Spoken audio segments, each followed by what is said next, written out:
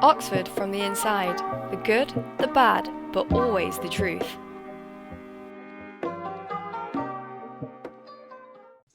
Hey guys, welcome to Oxford from the inside, the good, the bad, but always the truth. Today we're here with Arthur. Would you like to introduce yourselves? Yeah, hi guys. My name is Arthur and I'm a finalist at Somerville College and I study AMH or Ancient and Modern History. Nice. And as Arthur said, we're going to be talking about what it's like studying ancient and modern history at Oxford.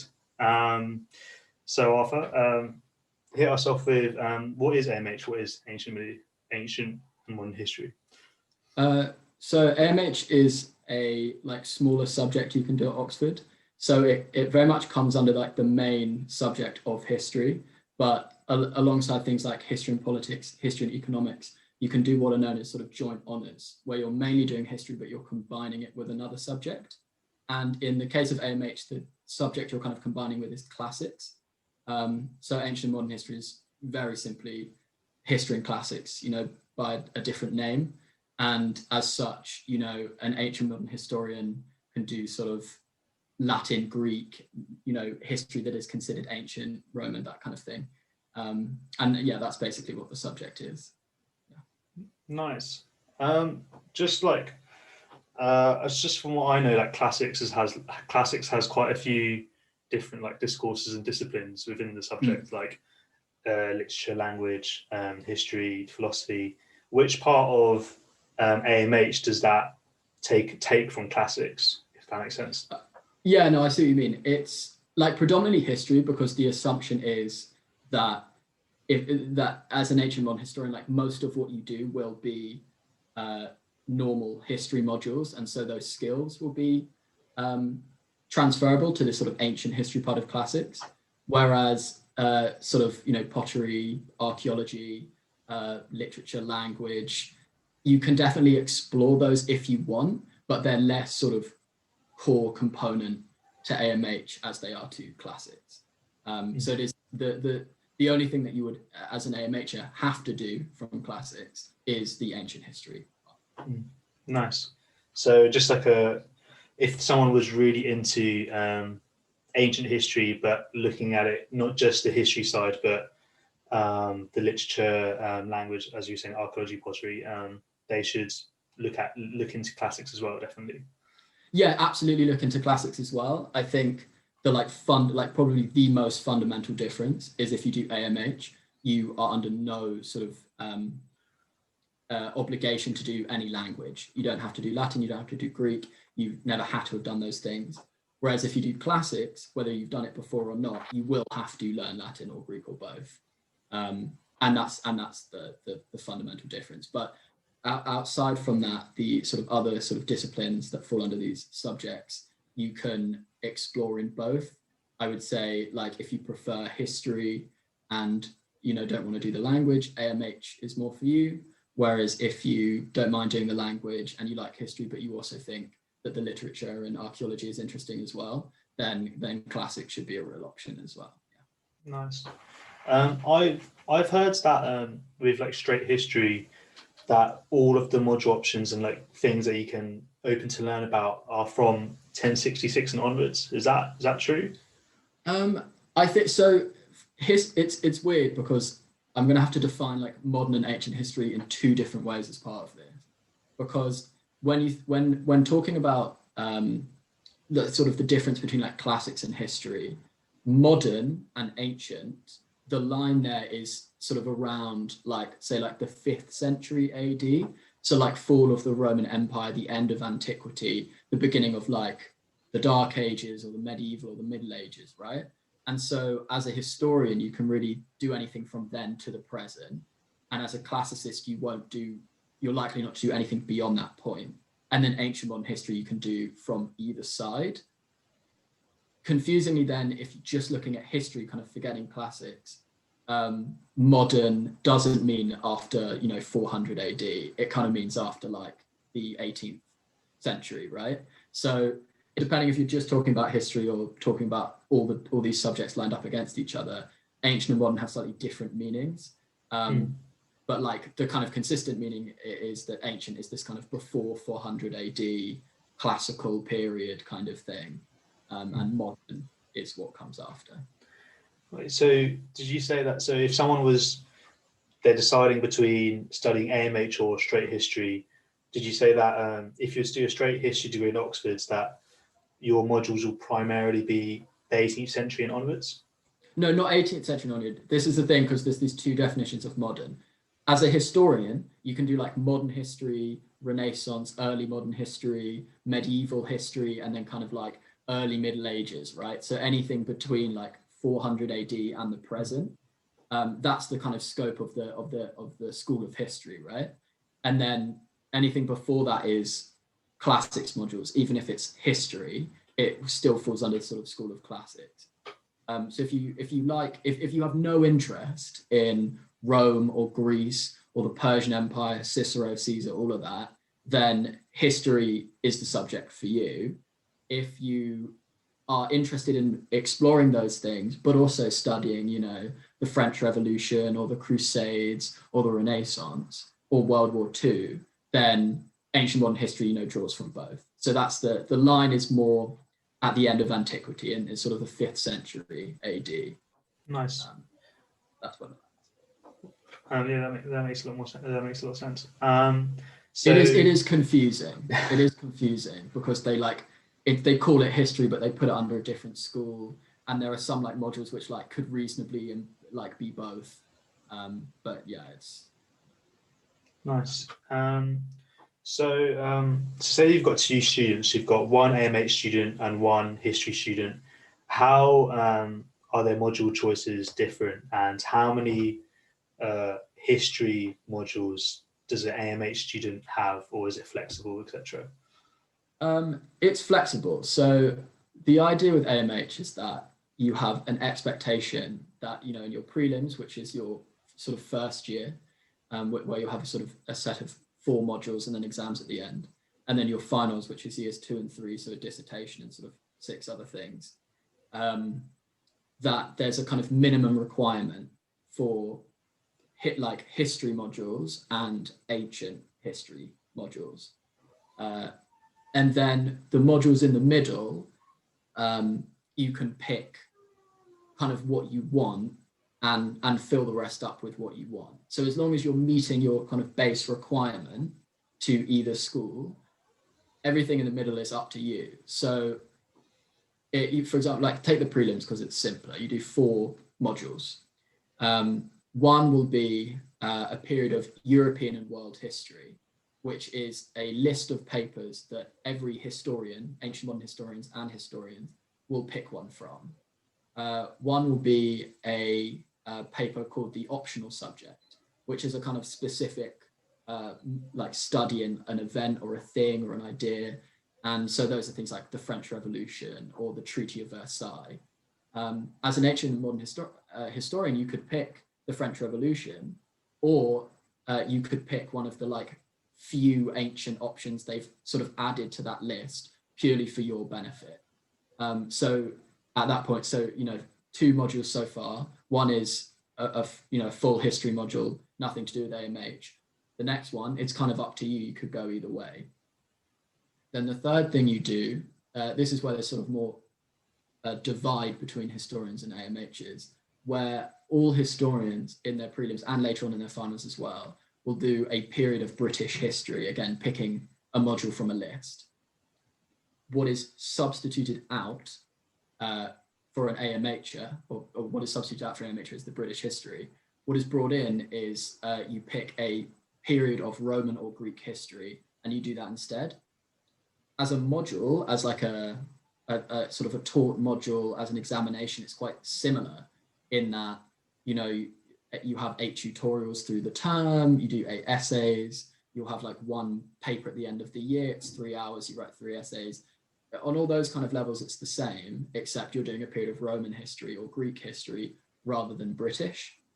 And then the 4th module you do as a prelims student in AMH or history is what's known as paper 4. And there are a few options this could be. It could be historiography or approaches to history. These are kind of general historiographical options that most historians do.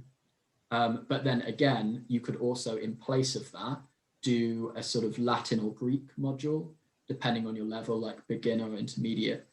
And so you can see how, like, as an AMHer, your first year, your 4 modules could be very akin to what the historians are doing. You do that, required period of Greek or Roman history, but then you might do a modern European and world history paper, a modern optional subject, and historiography or approaches to history, which all the other historians might be doing.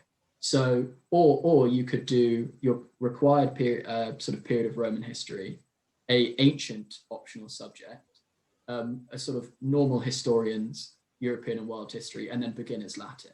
So whichever AMH, you could have quite a different sort of breakdown of your first year, leaning more towards the ancient and modern. Obviously, the consistent parts there are the period of ancient history and the period of European and world history, kind of as the baseline presenting either school. Does that kind of make sense? Yeah, no, that makes a lot of sense. I'm thinking, so is it so if for someone listening to this, for me it sounds like, would it be sensible if someone was to think, oh, I don't know which of ancient or which parts of history I'm specifically interested in, is it a safe bet to apply for AMH because then you have more options to your disposal? Or I think it's a really good question, because I'm inclined to say because as an AMHer, I've only ever felt like I've had more options available. Even if it's just 1 or 2, they don't, they're not nearly as many ancient history modules as the modern history modules for the normal historians, but it's just still an extra couple that you can choose from.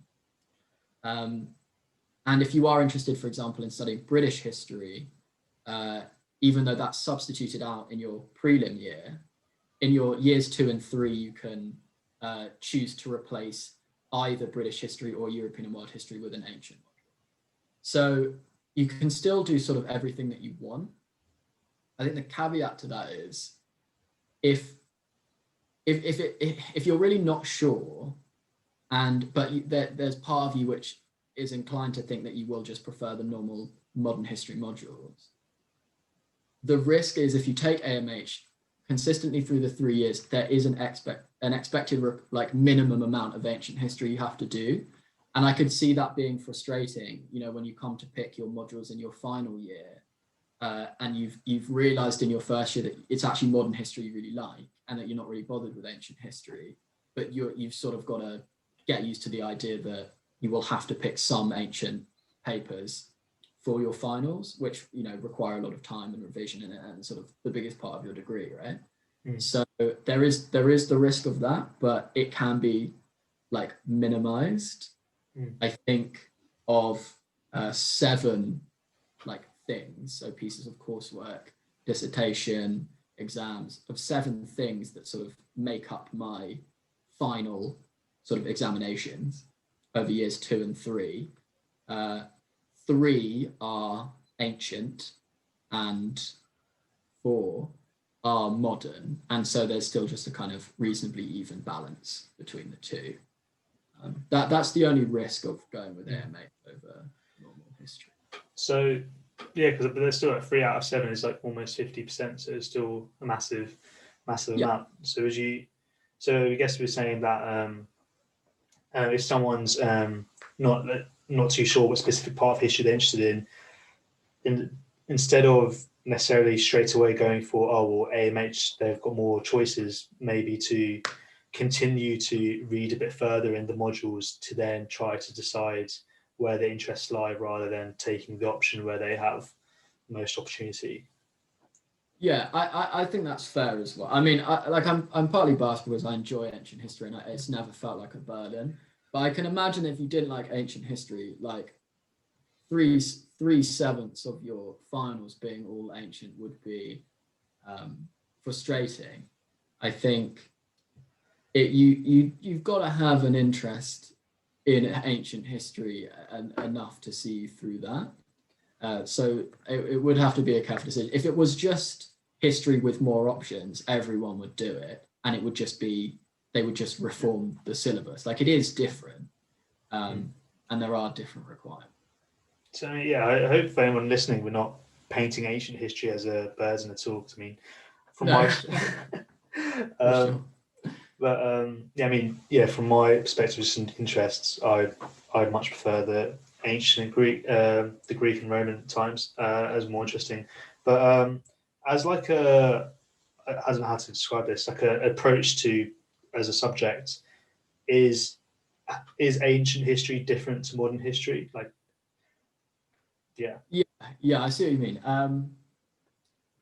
I think in small ways, yes. Like, there's no requirement that you're not going to be like translating Latin and Greek in the exam or as part of your revision. That's not expected or required. It's still like, history is still like, take a time period, or, you know, and then within that take some themes or topics, and then sort of build up an understanding of those ideas. So like the time period could be, you know, the 18th century, and the sort of idea topic could be, you know, liberalism or the Enlightenment or whatever is era appropriate. And then you kind of build up an understanding of that idea and the different historical arguments about it. That is the same. The skills are the same. The process is the same. So it really does feel like I'm doing 7 history modules rather than 4 history and 3 classical. Like, it's very much 7 history modules. Caveat to that is the fundamental difference between like all this modern history stuff and the classical period is that our understanding of the ancient period is much more based on a fewer number of texts, and the texts themselves like are kind of much more universally like narrative based and interpretive. And so there's an unavoidable literary component. And that can vary in scope depending on the options that you pick. Like, that it will have a bigger presence in your studying and your understanding of the period.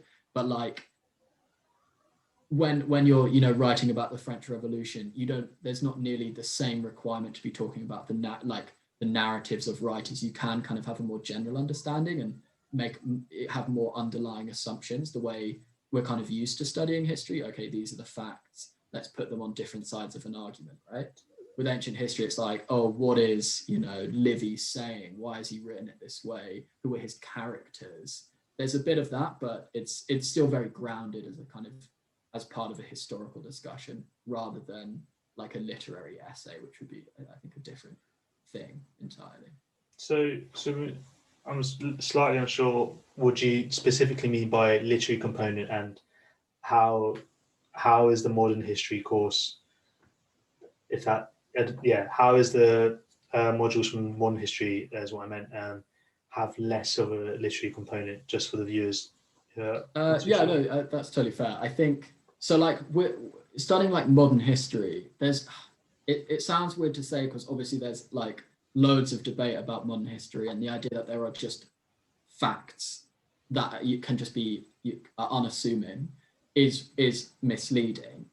But as it affects your studying, you're going to be, as a modern historian, like reading, there'll be a lot less sort of primary source work and like the skills involved in that. Like, you can get through a lot of the modules, most of the modules, with like a secondary source understanding of like, okay, this is what vaguely happened, and then historians have like had different interpretations, and so I'm going to kind of enter into that discussion. With the literary component is where, you know, when I'm studying an ancient history module, I am reading those historians and their arguments and interpretations and like drawing upon them, but also I'm reading like a book by a 2,000-year-old dude who has like written about the times he is living in. And it's like there's like 1 or 2 sources from the period. And so I think when there are far fewer sources available, like the number of things that could even be considered like a fact is much more reduced. So the whole process becomes more interpretive of the text. rather than interpretive of the facts. The thing is, like, undergraduate history, you know, it's that you do make assumptions of like, oh, this is what happened, but like, what does that mean? What's the interpretation? Ancient history is a little bit more like trying to like get a sense of what actually could have happened, or like why maybe certain people at the time wanted to portray it a certain way.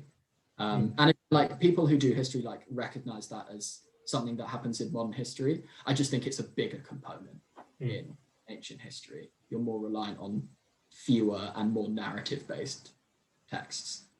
It's difficult. I'm realizing it's not quite difficult to explain the difference.